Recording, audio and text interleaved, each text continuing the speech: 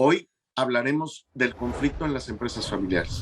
En general, podemos encontrar dos grandes tendencias frente al conflicto: la de evitarlo, la de no confrontarlo, la de pasarlo por alto. Pareciera que desapercibido el conflicto, se niega en cierta manera. En esta casa no hay conflicto, en esta familia no hay conflicto, en esta organización no hay conflictos. Aquí todos estamos bien. Y hay el otro gran extremo: las personas, las empresas, las organizaciones que les encanta confrontar el conflicto, les encanta enfrentarse, les encanta incluso generar conflicto. Hay personas así, ¿verdad?, que les gusta generar conflicto, que solamente frente al conflicto se sienten realmente retadas para salir adelante. Me parece que ambos aspectos podrían ser como grandes extremos, pueden crear dificultades. Hay que entender más bien un punto medio, hay que tender a un punto medio que es, desde mi perspectiva, entender que el conflicto existe porque las dificultades existen, porque los desacuerdos existen, porque las diferentes visiones, los diferentes roles, los choques en la comunicación, los choques de personalidad existen, son reales, suceden en las familias, suceden en las empresas, suceden en las áreas de trabajo, suceden con los amigos, en las escuelas. Es decir, negar el conflicto me parece quizá un poco fantasioso, pensar que en la realidad no existe el conflicto cuando nos damos cuenta que ahí está, que hay dificultades, que a veces nos cuesta trabajo llevar a cabo la tarea. Enfrentar todos los conflictos y todas las dificultades que tenemos también es muy cansado, desgasta a las organizaciones y a las personas. En medio queda una posibilidad que es el manejo del conflicto, aprender a manejar el conflicto. Por un lado, no negarlo, sino saber que existe, pero por otro lado, no confrontarlo a cada momento, en cada espacio, en cada lugar, sino saber reconocer que hay una limitación, que no somos omnipotentes, dice Jorge Bucay, sino que tenemos un alcance y que ese alcance nos permite resolver ciertos conflictos y vivir con otras dificultades que no podemos resolver del todo. Aprender a manejar el conflicto significa sacar lo mejor de cada uno de nosotros. ¿Para qué? Para poder alcanzar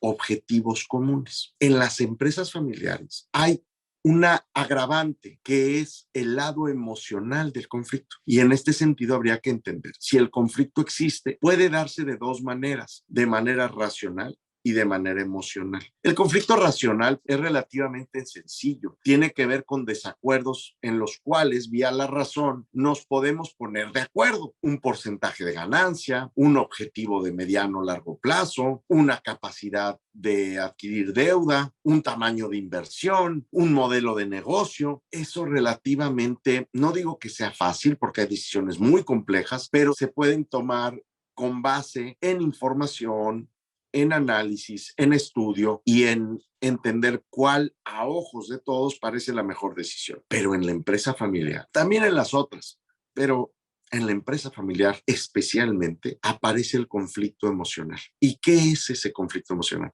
Es todas aquellas sentimientos, perspectivas, todo aquello que en realidad sé que es equivocado de manera racional, pero que existe en la realidad. La envidia, el coraje, el enojo, la alegría, la preferencia, el rechazo, la molestia, que no tienen de fondo una razón. ¿Por qué me cae mejor este hermano o esta hermana que la otra o que el otro? Pues no hay una razón de fondo. ¿Por qué quiero más a este hijo? ¿Por qué me entiendo mejor? ¿Por qué no chocan las personalidades? ¿Por qué me da envidia que mi hermano pues haga esto o aquello? Siento envidia que a mi hermano pues le vaya bien. Es que racionalmente no lo entiendo, Ricardo. Muchas familias me lo dicen. Yo quiero a mi hermano y me da gusto que le vaya bien, pero cuando le va bien me da envidia. Bueno, pues es que somos seres humanos. La realidad emocional del ser humano está ahí, claro. Se puede trabajar individualmente, se pueden superar estas dificultades, se puede realmente aceptar al otro como es,